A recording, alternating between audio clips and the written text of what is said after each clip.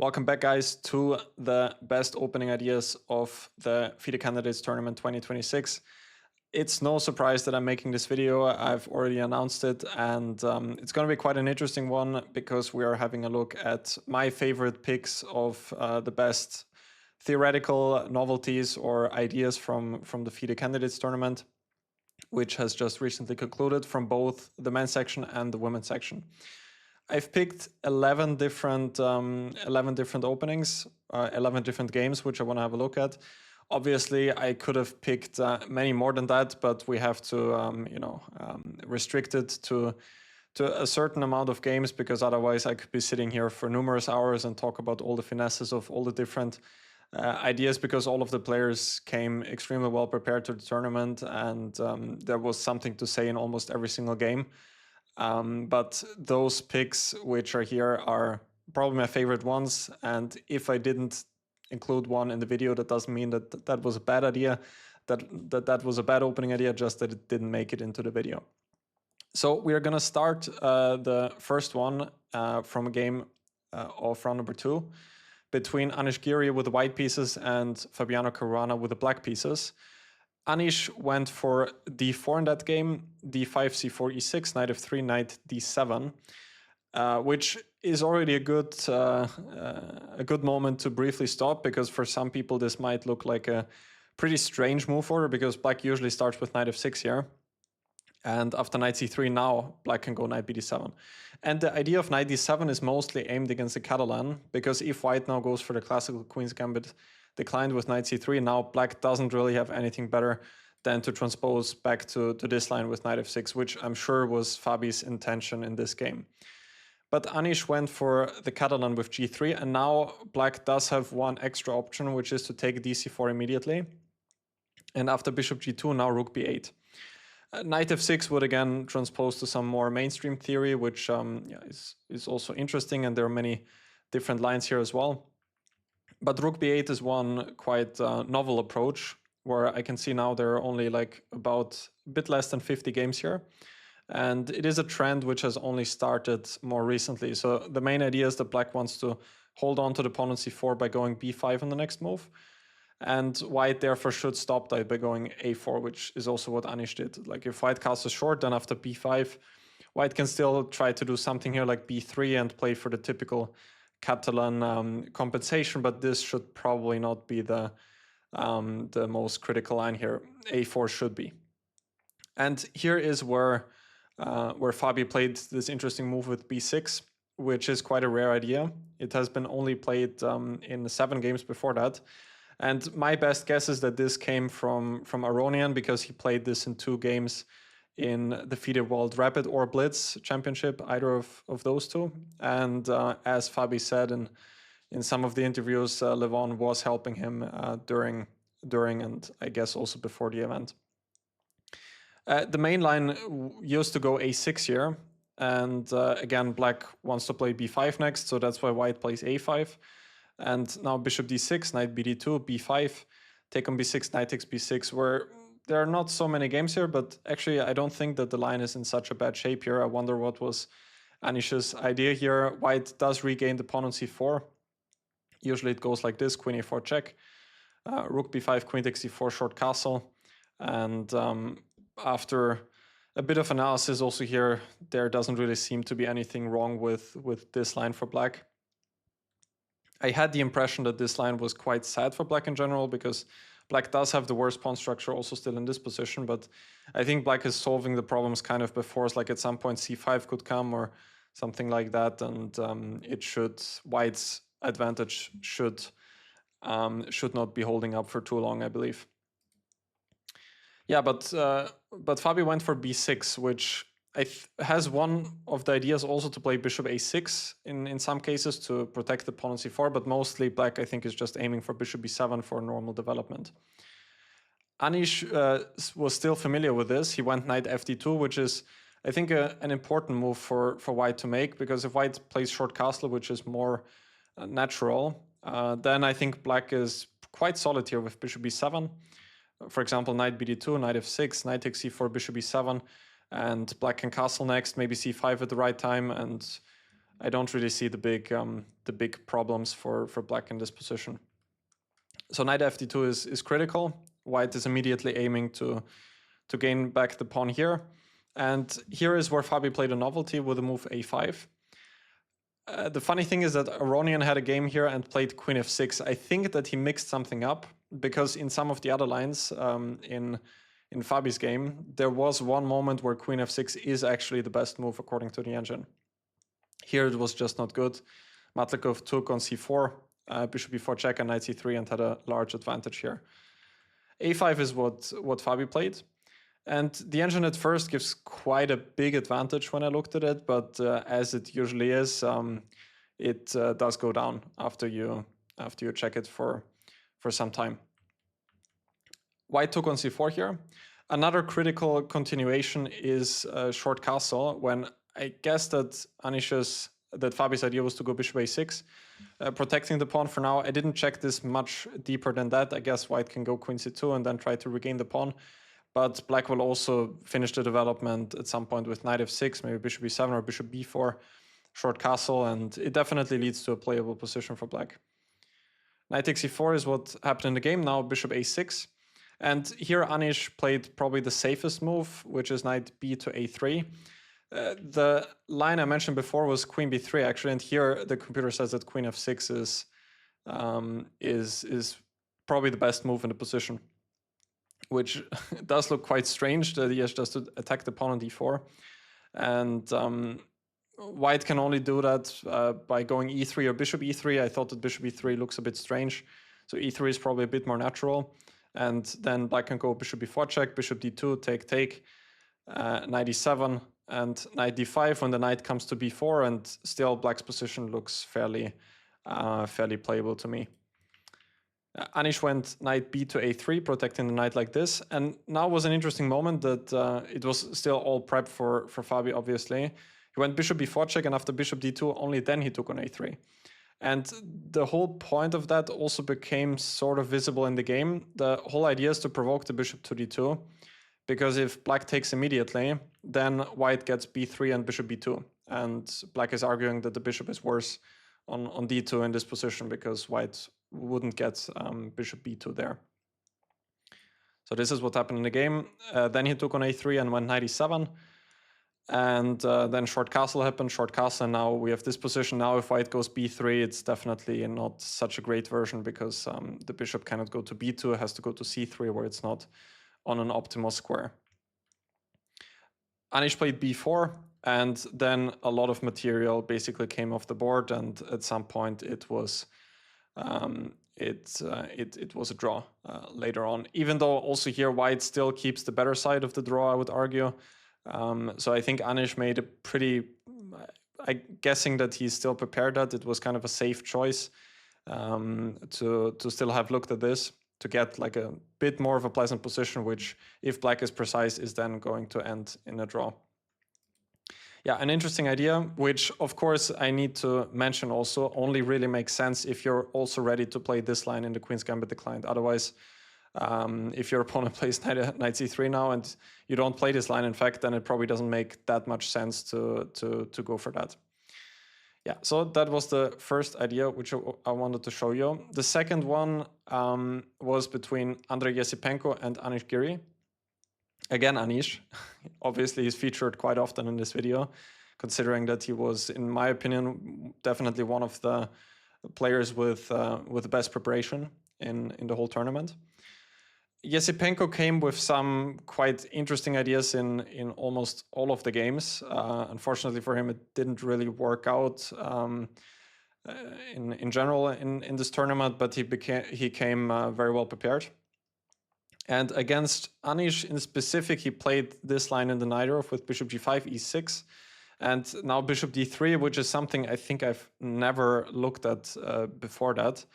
And I have to be honest here, it's not one of the ideas which I would actually repeat myself.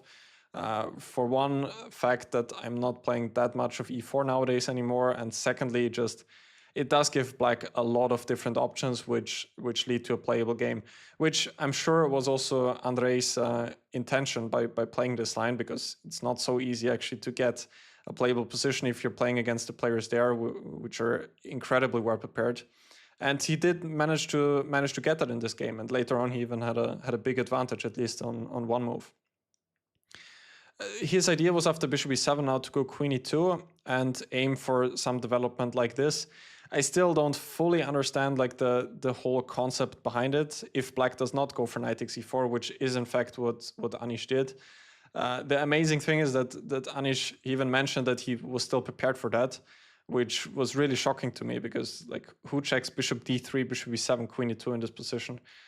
There are not many games here at all. It's not even one of the engine lines, of course, bishop d3. But very impressive that he still had a look at this. I see that Alexienko played this line with bishop d3 before, so maybe this was one of the reasons why Anish also had a look at it. Not indicating that Alexienko works for Esipenko, that I don't know, but they do come from the same country originally, so just saying that. Yeah, after bishop d3, bishop e7, queen e2, Anish went for this very forcing line with knight takes e4. If he didn't do that, I think that h6 should be a pretty good move for black. When white has to go back with the bishop, I was not so sure what Andrei wanted to do here, bishop d2 or bishop e3. I think in both cases black can go for e5, and it looks to me like black gets a pretty good version of this Najdorf English attack where white goes f3. For example, something like this could happen and black can go b5. It leads to an unbalanced game, but I don't think that black should be so unhappy here as a Najdorf player. Bishop d2 is kind of the same here. Black can also go e5, bishop e6. And yeah, I don't really see the big issues here. Knight takes e4 was played in the game. Knight takes e4, bishop takes g5, now knight f5. This is the whole idea of white here. If white takes on f5, then white actually does get pretty decent compensation because the king is quite weak and cannot really get to safety easily. Or I wouldn't say that the king is weak, but just the whole coordination is messed up. I guess that's the main point. So Anish played bishop e7, and he still had this prepared with king d7. And yeah, objectively it's equal, but it of course could be a little bit risky also with the king. I think there was one point later on where Andrei had some chances to play for an advantage. I think this is how the game then went on, and he went for some b4 at some point. Very unbalanced position, but black is definitely not worse here. The king is actually quite safe also on c7, and it's white does have to go to some drastic measures not to be worse long term, because black has the bishop pair, has better control of the center, and if black manages to get something like rook c8, king b8, can also try to play on the king side at some point. Yeah, so that was the next idea. Again, not the biggest fan of this one, but I'm sure that there are many Najdorf players among my followers, and I would suggest this move h6 here for the black side, followed by e5, which looks like a fairly good solution. I'm not sure if bishop h4 could be another idea for white here. I didn't even look at this here. Now it may appear that knight takes e4 should be played, but I guess in the following variations it might also be quite good to have the pawn on h6 if I'm thinking about it. Like knight takes e4 now, bishop takes h4, if knight f5 here. Hang on, that's the main idea. Now I get it, because the bishop was on g5 before, and now white cannot take knight takes g5, so here it's simply not working at all. Didn't have this covered, but here knight takes e4 I think should actually be working. Don't take my word for it. These are just my own thoughts. Check it with an engine, please, before you play it in a real game. But this would be my best guess here, why bishop h4 was not one of the moves which I looked at. Anyway, let's move on to the next one, which was Fabiano Caruana against Matthias-Blübaum in the Petroff. And there were many funny ideas in the Petroff, which actually most of them I was not such a huge fan of. I think that the same also can be said about this idea of Fabi. It did work out nicely for him. And if you're playing on a candidate's level, you have to find those ideas. But the thing is with the ideas from the candidates, I don't think it's like incredibly necessary for the average player, also including players like myself, to actually implement them.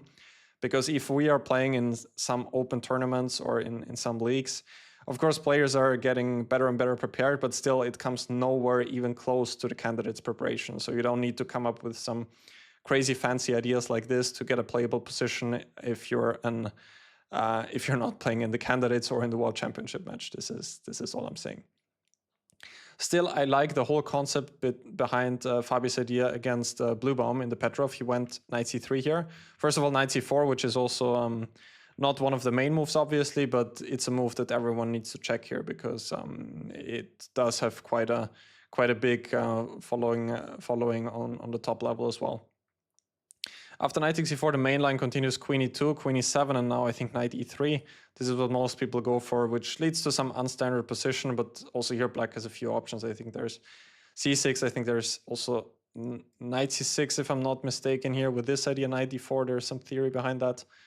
And yeah, I'm sure that Matthias had all of this covered quite extensively in his preparation. So Fabi went for knight c3. Now Blübaum took on c3. Funny thing is also that my friend Dominik Horvath, who also plays for the Austrian national team, I think like 1 or 2 days after Fabi's game, he played the same line in the Grenke Open. And his opponent went knight f6 here, d4, and bishop e7.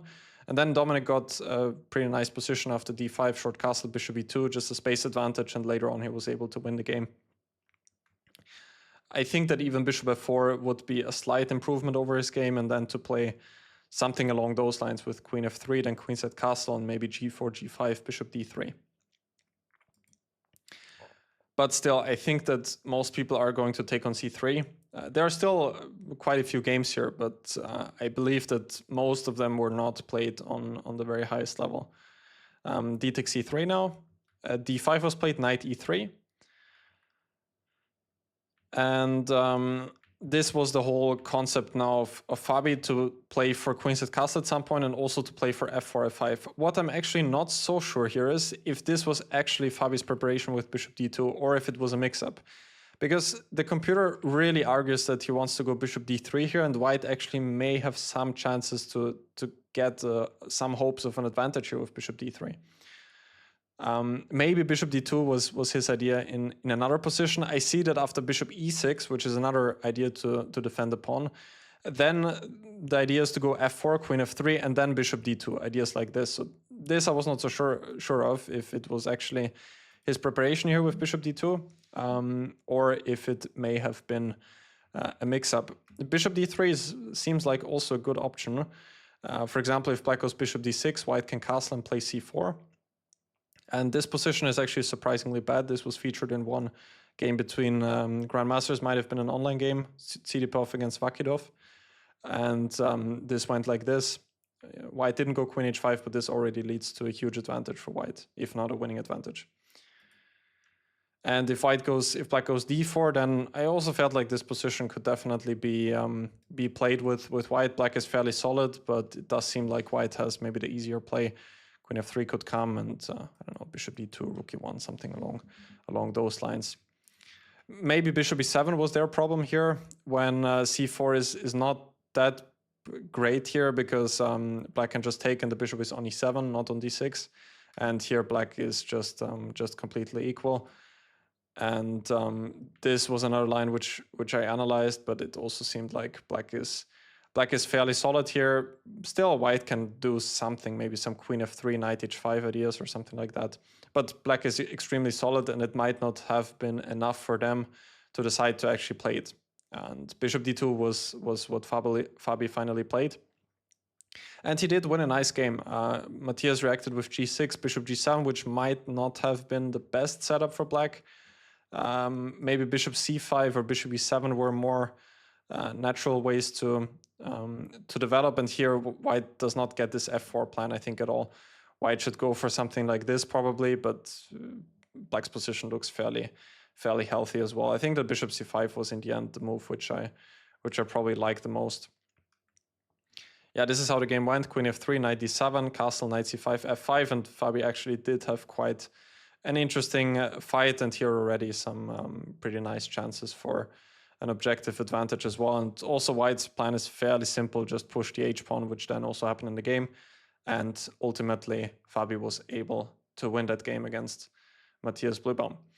Yeah, let's go to the next idea, which I wanted to show you. This, I think, went mostly under the radar for most people. Like all of the other ideas, they were like super fancy, but this one, it also ended in quite a quick draw. It was Anish Giri against Wei Yi. But in fact, it was a very early, I think almost novelty, if not a novelty.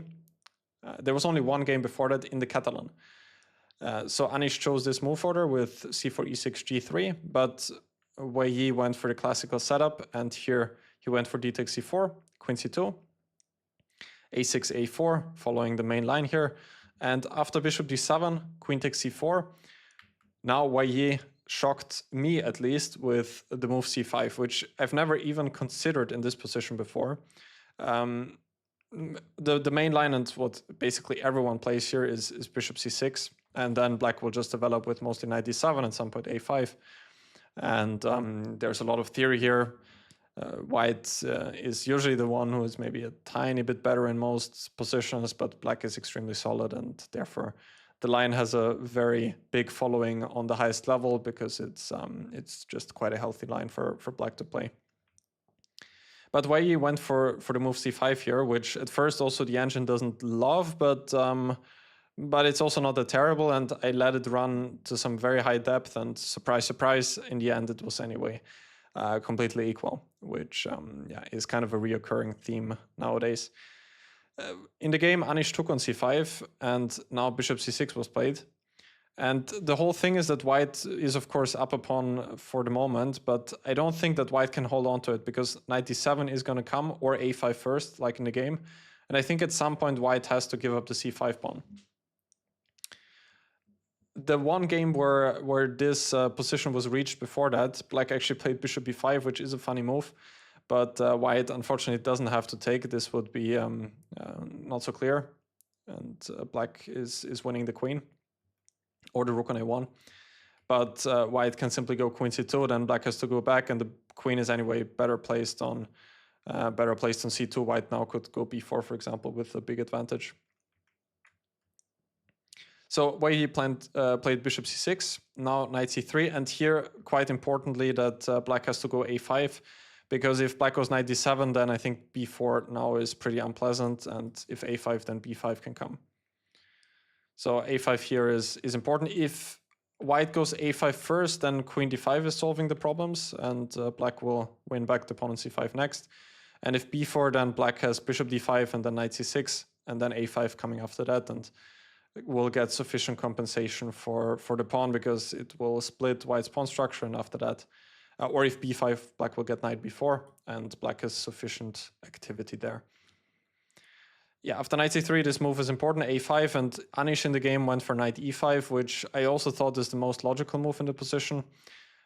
Computers prefer, at first at least, I think a move like bishop f4, but black will also at some point eventually win back the pawn. Knight e5, bishop g2, for example, knight d7, king g2, and black will win back the pawn. Still, like, it's kind of an ugly equality, I have to say. Like, black still needs to really fight for equalizing fully. For example, queen b3, now queen b6 is important. And generally, like, all of the endgames can be unpleasant because the pawn is fixed on a dark square. The knight has a beautiful square on b5. Also, the d file is already under control of white. But for example, this endgame, I was surprised that, for example, this is just absolutely nothing for white. The b5 square looks nice, but at the end of the day, black is solid enough, for example, like this. Rook c2, I guess it's not necessary. You can also play some g5, h5. Still, it doesn't look so beautiful for black, but if you're playing on that level, I think everyone would be able to make a draw there with black. Yeah, Anish played very logically knight e5, then take on g2, knight bd7, but Wei Yi managed to equalize fairly quickly here, took on c5, queen c7, and then he was able to regain the piece on c5 and also managed to make a fairly easy draw in that game. So I'm not sure that this line is going to gain a huge following,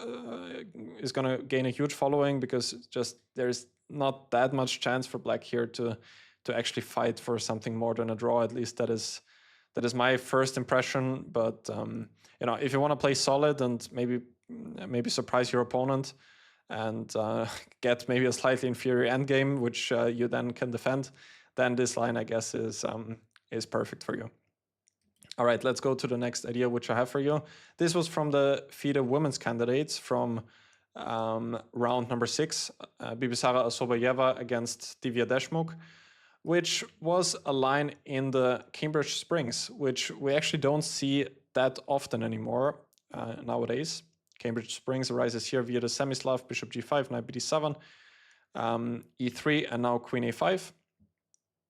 There is always this funny trick, which I think everyone has learned at some point. How does it go? Knight d2 and bishop b4, and like at some point there is always this idea to take dc4, and then this can be hanging. How does it go again? Queen c2. Like for example, if castle bishop d3, I think this was one of the tricks. Yeah, d takes c4, and there's a double attack on bishop on g5 and bishop on d3. This was one of the first opening traps which I have personally learned. But of course, no one in the candidates is falling for that. Knight d2 is still a serious move, but here then white goes for something else. I think rook c1 is now the one of the modern main moves. Also, queen c2 is still sometimes played. But in the game, Bibisara went for c takes d5, which is another serious line here. Knight takes d5, and now rook c1, which is the other move apart from queen d2 being played a bit more often than that. And after rook c1, Divya showed a pretty nice idea, I have to say. Take on c3, b takes c3, rook takes c3 obviously is not possible because of bishop b4, which is winning the exchange. And now bishop a3, rook c2. There are still like 150 games here, as far as I can see. And here Divya played the move bishop d3, which has only been seen in 3 games before that. One of them, however, was a very high-level game between Magnus Carlsen and Vincent Keimer from 2024. And I have to say, it looks like a very nice idea for black for me. Personally, I quite like it. Bishop d3 is, I think, more or less forced, and now black's idea is to go into this hanging pawn structure. If black can consolidate, I think black can get a pretty nice position quite quickly. b6 has to be played immediately. This is important because if short castle, then I think white can always have some extra options. Maybe it was also queen e2 in this position, and now if b6, then queen e4 could come. I think that was the main reason. Now b6, queen e4 is a pretty big problem for black. Yeah, so b6 now bishop e4. If white castles now, then bishop e7. I think black is getting out quite nicely with the king and gets a pretty decent position. So bishop e4, rook b8. Now bishop f4, the most logical move, which by the way was also played by Magnus Carlsen against Vincent Keimer. But it's already not a critical move because now black can play bishop b7, and white cannot take on b8 because of bishop takes e4. When, just as an example, if we get some position like this, I think black will immediately have a very nice position because rook c8 is going to come next, and the c3 pawn is quite weak here. So in the game, bishop takes b7 was played, and then queen d3, but also here black, I think, equalized pretty comfortably, and Divya was then able to win the game as well. Bishop f4 is not probably the critical move. Bishop c6 is one other possibility for white, and if bishop b7, d5, this is quite concrete. But here black can actually castle short because bishop takes c7, bishop takes d5 is surprisingly bad for white. Bishop takes f3 is a threat after which the bishop is hanging, and also rook b7 is a threat after which the bishop on d7 is getting trapped. But white can castle, and then this is the line which came out in the end. When, yeah, if black is careful here, you should be able to counter all of white's threats on the king side. There are also not that many attackers there just yet, and long-term black, of course, is going to be much better because the pawn on c6 is probably going to fall at some point, or at least that's what black is hoping for, and after that black would just be a pawn up. Still, of course, it's an unbalanced position, and white also has their trumps. Objectively, it should be around equal still. Yeah, castle was another move, but also here bishop b7, and the only critical idea for white is probably to go d5. This was probably the most critical line in for white in this whole c5 line. Short castle, then take, and white is probably a bit better here. This is what I think we have to live with. There was also another option for black to castle here now, which then also led to some longer lines, which I will not get into now anymore.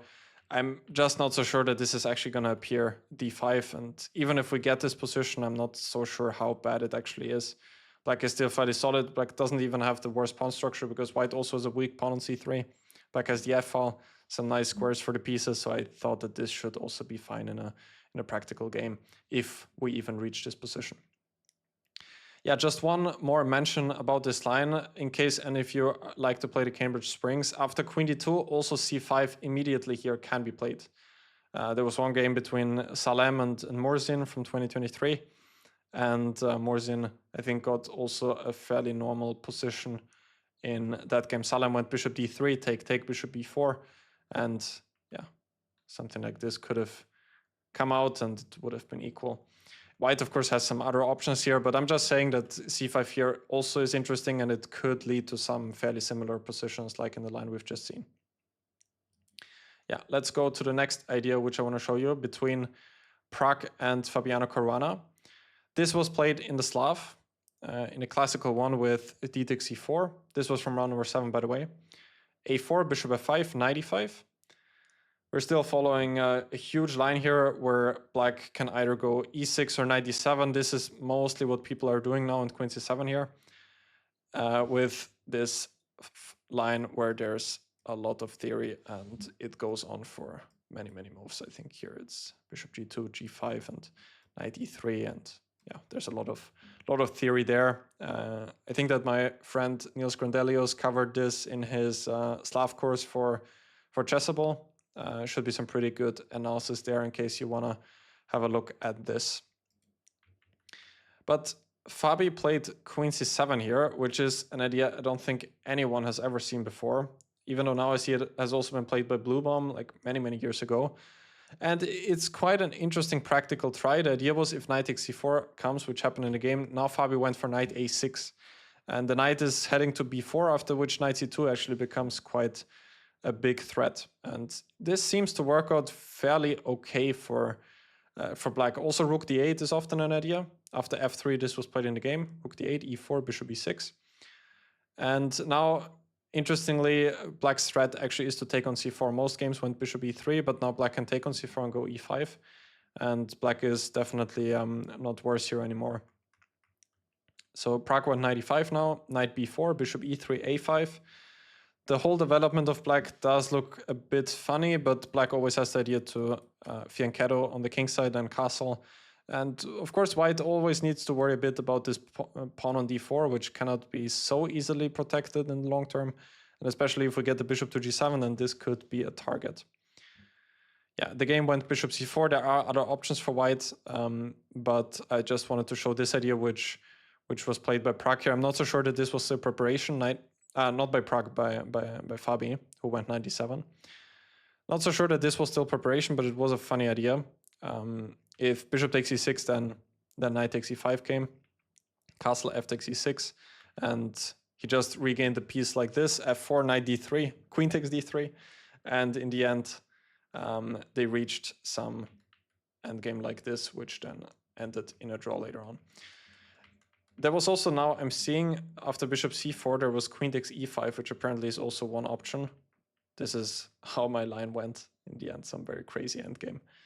Also seemed playable for black, who is down on exchange, has one pawn for it, which can drop soon, the pawn on a5. But the bishops can be potentially quite nice here on those two long diagonals. Yeah, anyway, this is not super forcing all of that. I think now comes my solution to that. If you're playing this with white, I think that here g3 is a little bit more practical, because at least if you play this line anyway with white, because now we're transposing to what we've seen in the beginning. And the only independent idea which I can see is knight a6, which has been only played in one game. But now, for example, bishop g2, rook d8, castle, white gets a pretty decent version of those symmetrical Grunfeld lines where white sacrifices the pawn on c4. Actually, a great version, like something like this, for example. I don't know if queen e2 was necessary. There were also ideas to immediately play d5. it could become quite scary for black. So this would be my solution here, and I'm not sure if Fabi actually wanted to go for 96 here. It would surprise me if he didn't, because then, I don't know, it just doesn't make a lot of sense to choose this move order. I guess he would have went for 96 anyway, but I do think that this is probably the critical line. Bishop f4 here was also very interesting for white, by the way. Anyway, that's enough Slav for today. I think that was the only idea in the Slav, but let's have a look at one more QGD. Between Matthias-Blübaum and Javakir Sindarov, we've seen a lot of the classical QGD. This is kind of a trend which I've already spoken about in another video, that you know, after all of these years with computer preparation, we're coming back to the opening that was already played. I don't know how many decades ago. I'm sure like some Capablanca matches I've seen this played all the time. And even then they knew that this is probably not a bad line. And we've seen many games, both in the men's and women's section with this. Just because I think that this still, it gives both sides many options, because black has so many playable moves here. And white then in return also has so many interesting ideas which can still be explored as far as I can see. Yeah, here bishop e7 was played, bishop f4, and now Sindarov went for d takes e4, which is a highly unusual move, which has not been often played before by strong players. And it reminded me, of course, about d takes e4 here, the so-called Vienna. Here white usually goes e4, and that's a whole separate line where also here black can go b5. Just as a brief comparison, I should, I guess, quickly point out the line here. This is how it goes, knight b6, and white will usually go bishop e2 castle, and black plays for some development like this. Very unbalanced line, but also playable for black. This was actually also played by, was it Anish with white against Pragg? I think that was another game from the candidates which saw this line. Yeah, back to the Sindarov idea, d takes e4 in this position. So now you might wonder what happens after e4. This is also what Blübaum did. And here Sindarov went for b5. And now e5 in this position is not critical at all. It's just bad for white, because knight d5 attacks the bishop on f4. So white cannot go for that. But here white can play knight takes b5. And now black needs to lose some time again with bishop b4 check. That's what he did in the game. Bishop d2 played by Matthias. Take, a6. First short castle was played. Bishop c4, a6, and then he recaptured the pawn on d4. This is what happened in the game. And Sindarov then actually got a very nice position and winning position. Later on it ended in a draw, as we all know. The reaction of Mr. Blübaum was quite good. I think that he's seen this at some point before. There might be some more critical ideas against dc4 here. I was really curious what he planned to do against e3 here, Sindarov, which also seemed like a critical move to me. Probably a6. This is what I looked at. Bishop c4, b5. And black does get a fairly playable position, but it seemed a little bit sad for black in some lines. Like here, bishop e2 is the best, and now bishop e7, knight e5 is actually quite bad already, because bishop f3 is coming. So knight d7 had to be played, and then black needs to go for some position like this, which was then what I did not love so much for black. But there were correspondence games here, which I think all of them were 3 games in the database, which all ended in a draw, so I'm sure you can make this work somehow as well. And also there were other options here after e3, like I've also quickly looked at c5, which then leads to some position like this, which I guess you can also make work if you put in the work into that. Yeah, otherwise this does look fairly interesting to play. Knight takes b5, bishop b4 check. There was also the option for white to play knight c3, and then to go for a position like this. But I think you can also make this work. White gets sufficient compensation, and black obviously needs to be a little bit careful here with the dark square weaknesses. But yeah, black is definitely not worse here. This was the main line which I looked at. Knight c6 could come, and yeah, black is objectively in the realms of being fine. Yeah, one final idea, because I think it was also pointed out by Peter Svidler in live commentary, or by Jan Gustafsson, which is that bishop b4 is actually not as stupid as it may look, because usually here, if the bishop is on c1, which is a big line in the Vienna, white usually plays like this, but here the bishop on f4 is actually not on a great square because it's now attacked with knight d5. And I think in the other line, white would have some bishop a3 ideas then. So this is actually not as bad as it looks, and white does of course have the option of bishop g5, which kind of makes the whole idea a bit less interesting, because now we are back to the main theory, which usually arises via a different move order, which is this one. It could also come through the Rogozin. Yeah, so interesting idea. If you're looking for something in this classical line with bishop e7 to mix some things up, then I'm pretty sure that this is something to have a closer look at. Yeah, let's go to the next idea. Just a quick one in the Sicilian Rossolimo between Alexandra Goryachkina and Bibisara Assaubayeva. So the Rossolimo we got right here, and here Bibisara went for the move knight d4, which I never really seriously looked at. It's kind of like, as far as I was always taught, it's kind of like a beginner move, similar to the Ruy Lopez, where this is also, I think it's called the birds variation, which is also not that great. Some people are still playing it from time to time, but usually you should not move the same piece for more than once in the early opening stage. That's what everyone is being taught. So obviously the first reaction to knight d4 is like, what? This move is actually playable. But I have good news for you, or bad news, depending on how you see it. It seems like the move is playable. White has to take on d4, and already here, white probably should go for the move c3 if he wants to get something, or to try to get the maximum. The very logical move short castle, which is played in almost all of the games, is probably not so critical already. Black went a6. Bishop d3 was played, which also is probably not the most critical. Bishop c4 might be a better option. Bibisara now went g6, c3, bishop g7, and got a completely playable position, and then was even already like completely equal here after knight a3, d5. Black was doing really well. Bishop c4 is also not that bad, however. Black can just go e6, then b5, bishop b7. Thought that knight d2 is very logical here, and then bishop d6 followed by knight e7 is probably the best setup here.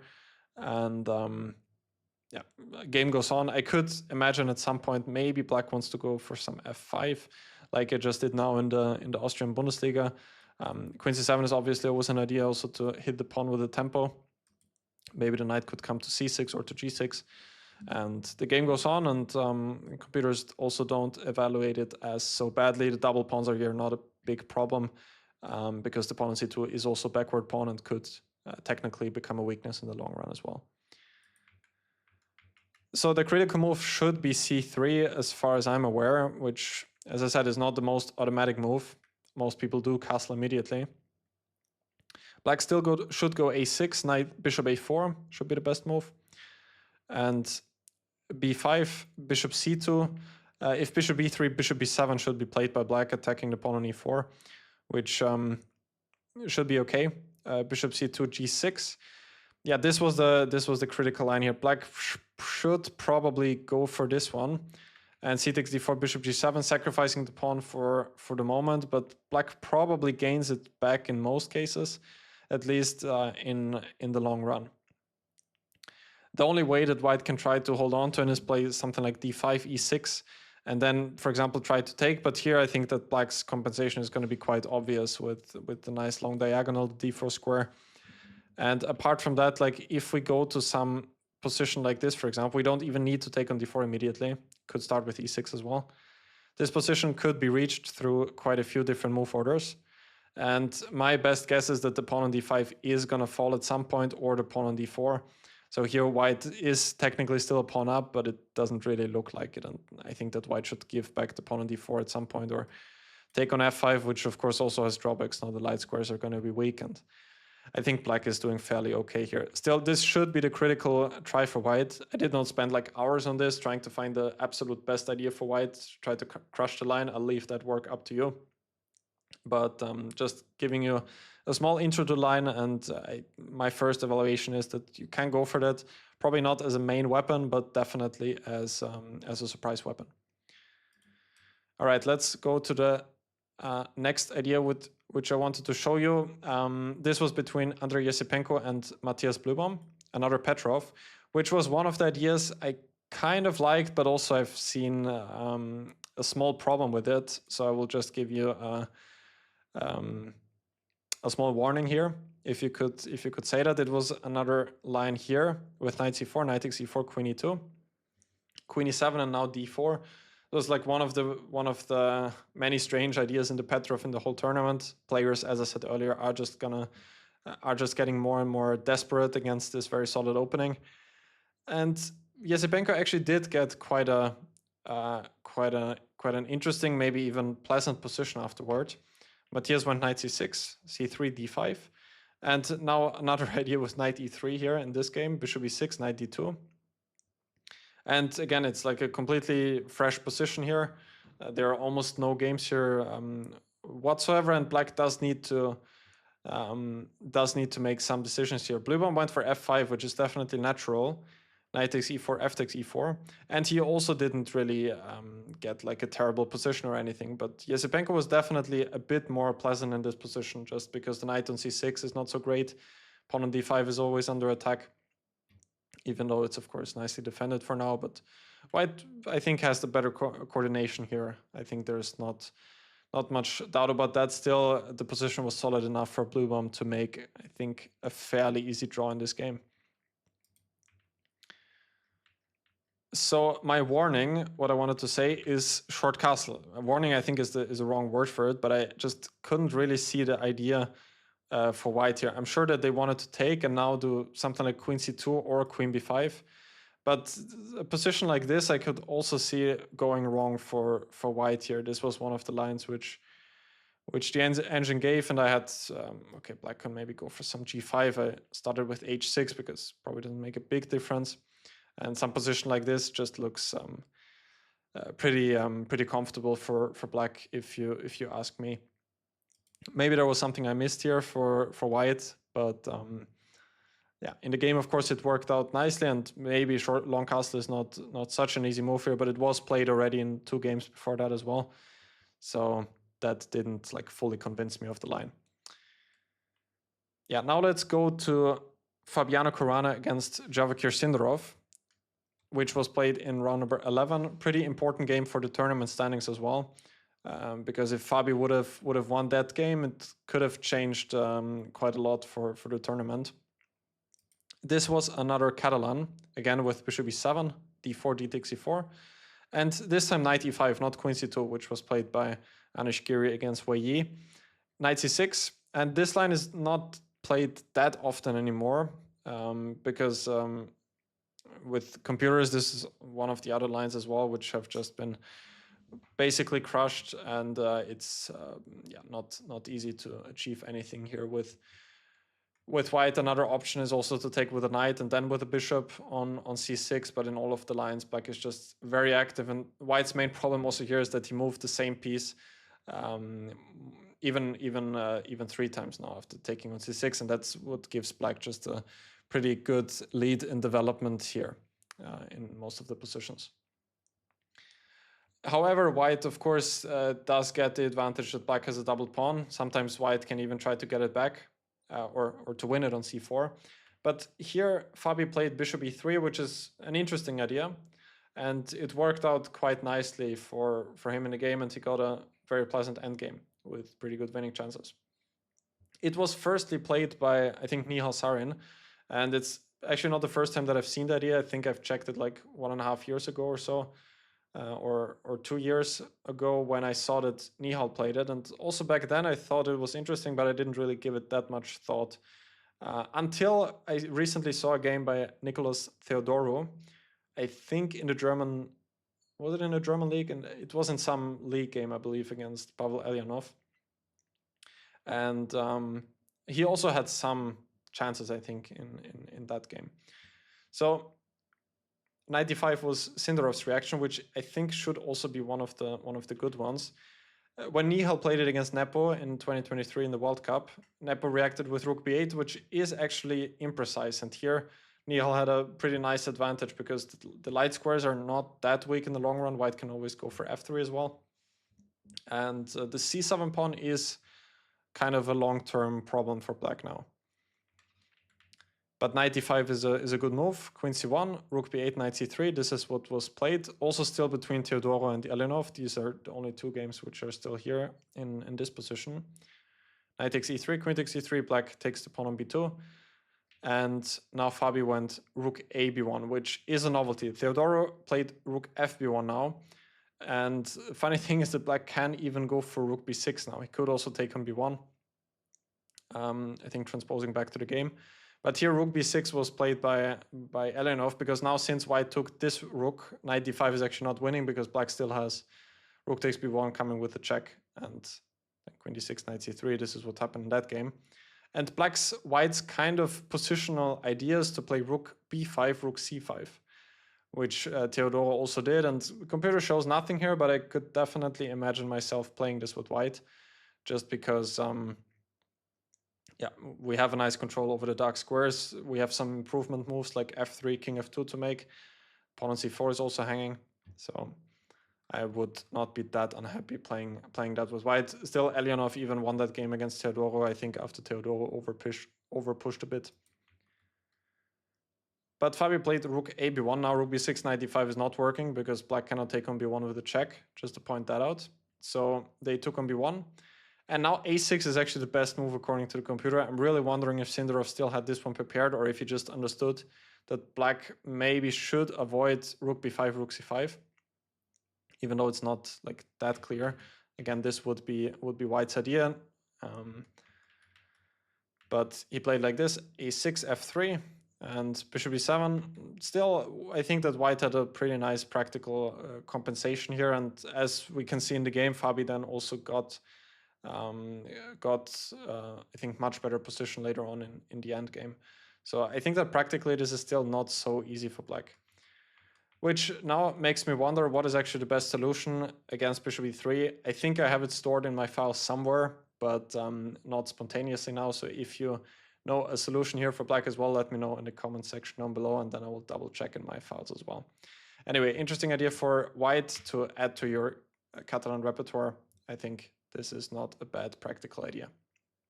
Of course, also we need to say that black has many different options to get a fine position as well. Like I'm sure if you do some checking here with black, you will come up with quite a few different solutions. So it's also more of a surprise weapon, I think. Yeah, now let's go to what I believe is the final idea which I have for you, which was played between Andrei Esipenko and Pragg in round number 12. This was this Reti with d4 now, knight f3, knight c6, short castle, knight h6. And when I saw this, I was actually smiling, because this is one of the lines which I think I had one of the first games here in, must have been 2018 or 2019, and I saw the idea. I found the idea back then somehow, with the possibility to go on d3, knight f5.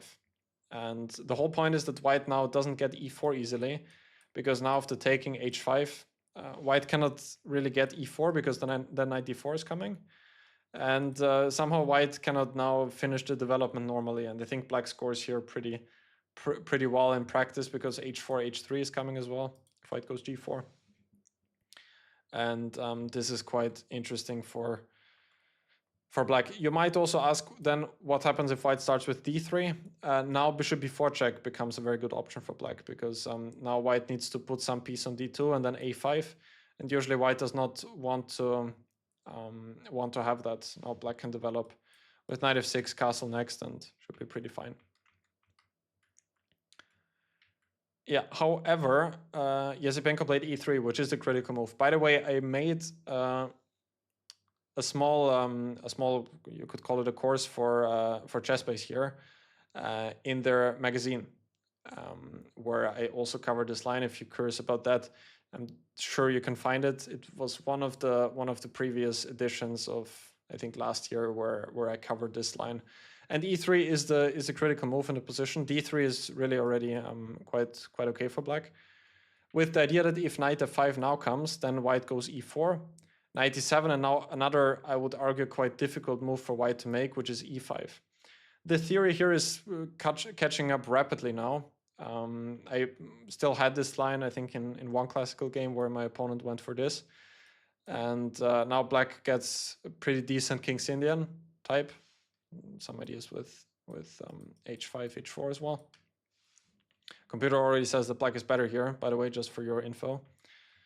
Even though it looks strange because the knight moved so many times, but we just have so much space that engines love that. But I can also say from practice that the position feels quite nice for black as well. So the critical move here is e5, now d3, and I did some extensive work here for black myself. I think that the line is just completely crazy and difficult to comprehend. It's just such an unstandard position. The pawn on d3 is going to be super weak, but white also has a lot of trouble to develop. And from the top of my head, what I can remember is that black usually developed something like this: b6, bishop b7, queen d7, often queen set castle. I've checked some h5, h4 ideas after that as well. Yeah, if you find the chess-based magazine line which I covered there, you can find all of that in my analysis. But back to the game, Pragg played g6, which is actually a novelty. And I wrote this also in my notes. When the game was played, I immediately checked, oh, did Felix analyze this move or did I miss it? And I did actually have it covered, but I probably didn't go deep enough here. It also looks just incredibly strange to play like this. But there are some ideas behind this whole setup. Esipenko went for b4, which should be one of the critical ideas. The game went d takes e3, bishop b2. Black took on f2, rook takes f2, and now f6. So, of course, it's a completely unstandard position, and it also looks visually, now that I look at it, it looks visually quite horrendous for black, with both knights on the rim of the board. But it turns out you can make it work.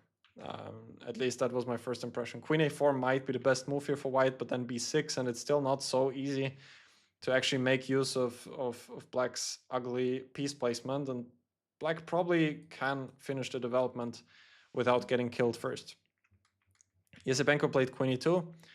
Now a6 was played, and here is where the party started. Now some forcing line came, and at the end it was like a drawish endgame. Rook f8, take on f2, and something like this. And yeah, it was a drawish endgame, which in the end also did, in fact, end in a draw. Yeah, so let's go a few moves back before we wrap things up. b4 is also a move which I think you can only play if you're prepared, or at least I guess so. Andrei played it fairly quickly, as far as I remember. I think a more logical move probably is e takes d4, which was also the move which I had in my file here. And now queen a4 check is, however, important, because if white plays something slowly, then I think black will get a fairly decent setup, because the knight on h6 now is actually quite good, but because it can come to f5 and then to d4, which is a nice square. Reminds me of one line which how does this come again? Of which I've seen for the first time many years ago, and the idea was always quite nice for me. It was not from this move order. It was this. And there's this line, also some old theory. And here I think after d3, like the best move, at least that's what I then heard. I never really seriously checked this with the computer, but it was knight h6. Which was always a motive which just stuck with me because it's such an unusual move. But here it turns out that it's quite good, because the knight will come to f5 and then to d4, and black gets a very nice position. Also, white doesn't want to take here, because then the diagonal is going to be super weak as well. Maybe even queen takes b2 here works. That could also be just a big problem for white. Anyway, just reminded me of this one. If you haven't seen this idea before, it was always quite nice for me. Maybe you could also start with c6 and then go for the same idea. Might also be possible. Yeah, in this line, it's a bit of a similar story. E takes d4, but now queen e4 check. This is what I had checked from the white side. Black should block it with bishop d7 since c6 runs into bishop takes c6. And after bishop d7, queen b3. This is what I had here, rook b8, knight a3. Bishop g7, knight c2. Also not such an easy maneuver, of course. Knight a3, knight c2 is not like the first thing that probably comes to mind. Obviously, you want to put the knight to c3, but then it's not so easy to maybe get rid of the queen. So knight e2 is one idea, but here, maybe something like this could come. And maybe queen e5, attacking the knight, and bishop g7. Could also start with that, maybe. Still looks playable. So this was the line which I had, and I think here is where I just cut it in my original analysis and said that white is better. I then, out of curiosity, left my computer running for a bit, and it turns out that after rook fc8 it didn't show much at all anymore. And then when I thought about it, it's actually not so bad for black. Like bishop c6 is coming next, and black is fairly solid. I mean, there's always some counterplay against the d4 pawn. Of course, the rook's placement is a bit clumsy, but it definitely didn't seem like the end of the world. There was also another option for black. Maybe this is what the team of Pragg had intended. Queen d7 was also not so clear, and no, this was not this line. I think what I meant was here, bishop g7.